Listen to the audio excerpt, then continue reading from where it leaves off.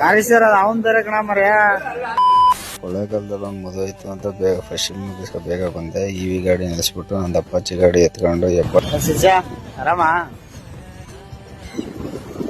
ಹಾಗೆ ಟೀ ಕುಡಿಬೇಕಂತ ಬೇಕ್ರಿ ಹತ್ರ ನಿಲ್ಲಿಸ್ತೀಗ ಪೆಟ್ರೋಲ್ ಹಾಕ್ಸ್ಬೇಕಾಗಿತ್ತು.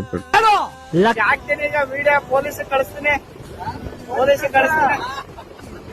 ನಾನ್ ಬಾಯ್ ತಡಿಲಾರ್ದೆ ಎಲ್ಲ ನಿಂತ ಹೋದ್ರು. ಹಾಗೆ ಗಾಡಿಗೆ ಪೆಟ್ರೋಲ್ ಇರಲಿಲ್ಲ ಅಂದ್ಬಿಟ್ಟು ಪೆಟ್ರೋಲ್ ಹಾಕ್ಸೋಣ ಅಂತ ಪೆಟ್ರೋಲ್ ಬಂಕ್ ಹೋದ.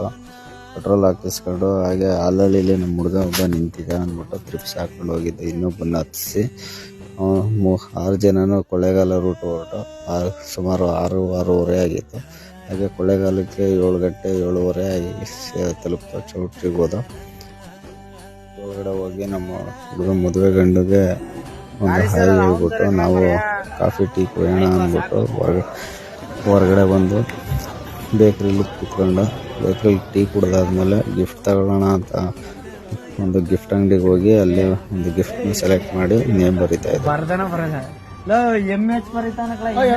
ಬರೀ ಇಂತದೆಯಾ ಚೌಟ್ರಿ ಎಲ್ಲೋ ಸತ್ತಿದೆ ಇಷ್ಟು ದಿನ ಶಿಷ್ಯ.